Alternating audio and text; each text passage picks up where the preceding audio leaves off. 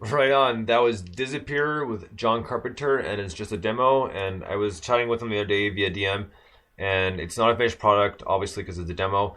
And I'm not sure exactly when it's gonna be finished because, like I've said before, he is a perfectionist, which is fine. Whatever works for him to make his great music. So, no, we could have the finished product in a month. It could be more, it could be less. I really have no idea, and neither does he. So.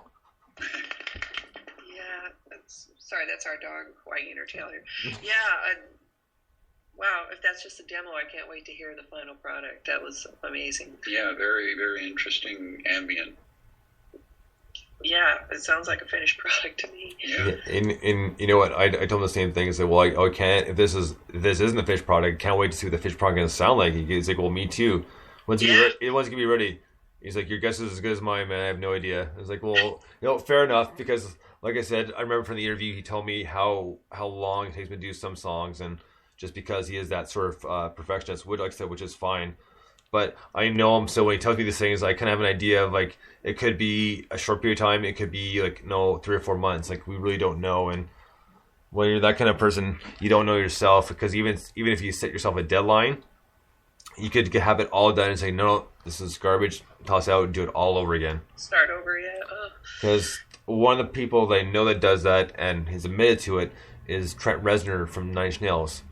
That's why it takes the album so long to do, is because he's has such a OCD complex about the whole album. Mm-hmm. that no, it's got to be perfect and kind of fitting to his ears, and if it's not, then he's gonna tear it down and start over again. And but you know what? For me personally, I'm a huge fan, so I'm not gonna deny that at all. So, but that's what I really appreciate about the albums is that there is such hard work put into it, and just the stuff he's done recently. I mean, the soundtrack for Gone Girl is, I love it, absolutely love it. We haven't heard that. And no. That was Trent Reznor as well, and wow. How he did the soundtrack for what's it called, social, it was the movie about Twitter and Facebook. Oh, social media. Something like that. Anyways, he and Atticus Ross did the soundtrack for that as well. Oh wow!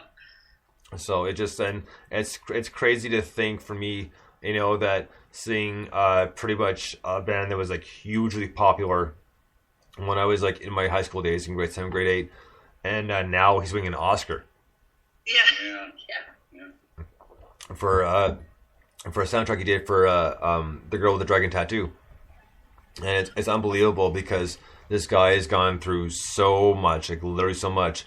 On the last tour, I saw him when he was self-rehabbing, so he was trying to pretty much quit heroin cold turkey. And during that whole Fragile tour, which was an awesome double CD, by the way, I mean, I can't say enough good things about that album. But he was pretty much rehabbing on the entire tour, so he'd hide away because of getting sick, that sort of thing, right? But he beat it, and so now he's been sober for, I think it's been like 14 years. Wow. That's a triumph. And it's unbelievable. And I remember the first time I saw them, because the last time I saw them was a Fragile, and then I saw them again for an album called With Teeth, and that was out in like 2005, maybe 2006, maybe right around there. And then I'm at the show with some friends, and comes out on stage is like, man, is that him? Because now he's got a shaved head and he's just stacked. Like, I mean, he's been, he's literally been pumping the irons. Like, he's just ripped. So I was like, oh my god, the last time we saw him, long hair past his shoulders, like really scrawny, obviously because of the bad habit. Yeah. And now he's got a shaved head and stacked like a brick, what house, and and healthy. And exactly, extremely healthy. It's like, it's unbelievable, but it was kind of cool because he doesn't do too many interviews. And one thing he said in one of the interviews, I know we got sidetracked here. I promise I'll wrap this up in just one moment. But he goes, my biggest fear was when I started knowing like I had to quit, I had to stop doing the drug sort of thing, because my biggest fear was my creation. He goes, I wasn't sure if I was going to be able to create without being high and being messed up on these certain drugs. But no, he got past that obviously and realized, no, like, I don't need them at all, man. Like, look at this stuff. You know, I'm still like pumping like amazing stuff out, and like, you know, I'm doing what I want to do, and it's coming out the way I want to hear. Yep, it was always there. So he's like one of those fortunate stories where they were able to wise up and kind of realize and see the bigger picture instead of, you know, kind of living in the box and having the blinders on the sides. Yep.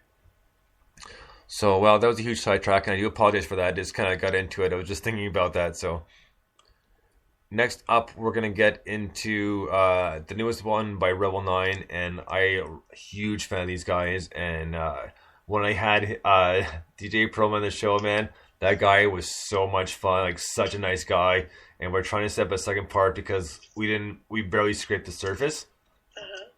And he was so much fun and so into it. He says, because I know, because just has so much going on, because I want to give you more time, but I can't. Because he was the first interview where I got an email because was conversing with the street team. And I said, okay, for 30 minutes on this date and that sort of thing. It's like, wow, 30 minutes. I haven't been given a time constraint in a long time. It's like, and now my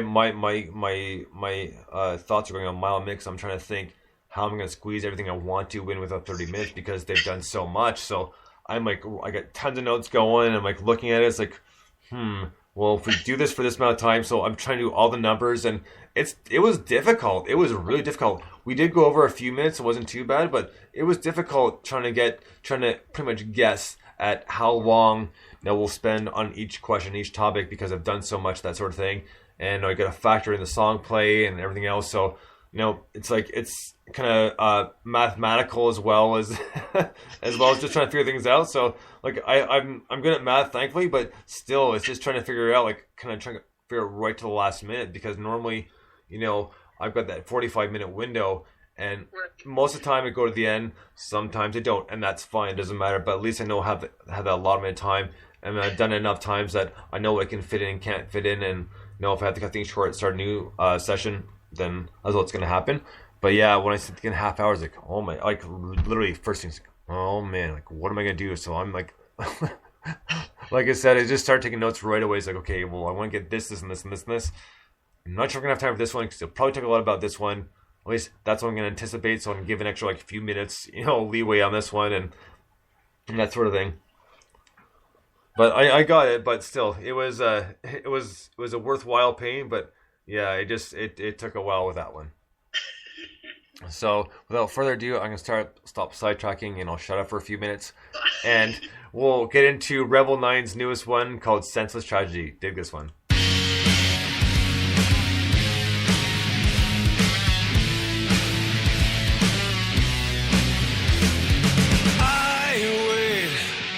Just tapping fingers on the floor for anything at all.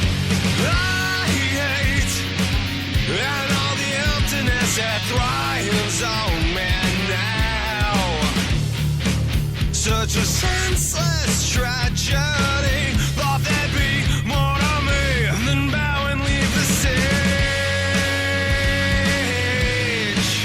As I slip right through the moments in my way, and as I step right through the motions that I make,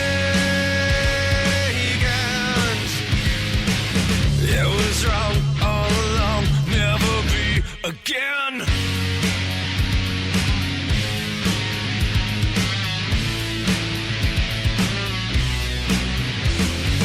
I'll take these memories down from on the wall so we can watch them burn. Just wait, I'll show you all that you've done to make me now. Such a senseless tragedy. Thought there'd be more to me than bow and leave the stage. As I slip right through the moments in my way,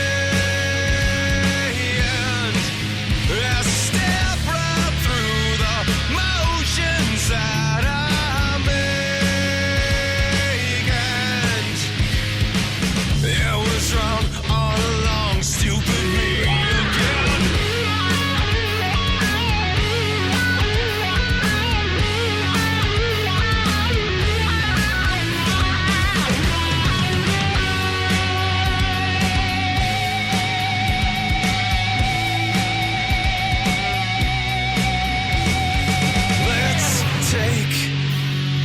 moment here to walk you through.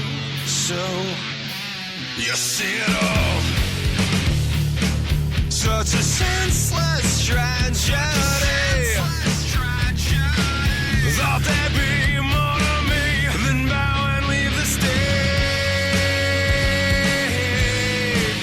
As I slip right through the moments in my way, and as I step right through the motions that I make, and I leave you to reflections in my wake.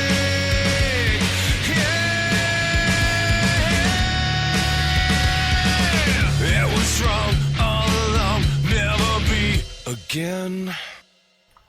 Rock and roll. That was Rebel 9 with the Senseless Tragedy, and that was a really cool tune. I mean, I love the flow of his vocals, and I talked to DJ Proman about a few months ago, and let me tell you, he was one of the coolest guys ever, like such a nice guy, and we've been trying to set up a part 2 just because Rebel 9's been so busy and that sort of thing, but it was so much fun, and let me tell you, these guys know how to rock, and they do it so well. That's a great, great tune. Huge power, fabulous vocals. I think Eddie Vedder wishes he could sing that well. I agree. You know what? Good point, Nolan. Because you know what? I just funny you mentioned Pro Jam. I'm gonna sidetrack here again. Surprise, surprise. But the other day when my buddy and I were talking about bands, and he says, "Well, do you like Pro Jam?" I was like, "Well, I like their first 2 albums, but by the third one, I kind of lost interest." He says, "Well, me too." And that's the thing is, and we've pretty much in agreement that no, they've gone on a bit way too long, and it just kind of now like it's almost like they're bored and they're not really being very productive. Absolutely. Yep. So, I mean, a personal opinion, obviously, but I mean that's the way I feel. And I was like, no, I'm glad I saw them when they first came out. I mean, I liked them. I didn't think they're the most powerful band out there, but it was cool. And so, yeah, there's a quick sidetrack there for you. It's okay. So, It's your show. so next up, we're gonna get to a band that I have debuted here before in NMS, but they're a really cool band and they deserve a second reintroduction. They will be having new stuff soon, according to Devin Lockheed, who's the creator and founder of the band. They said that they'll be all over the radar very, very soon, so I'll be looking forward to that. So here's Altered by Mom, and the song's called Joanne. Dig this.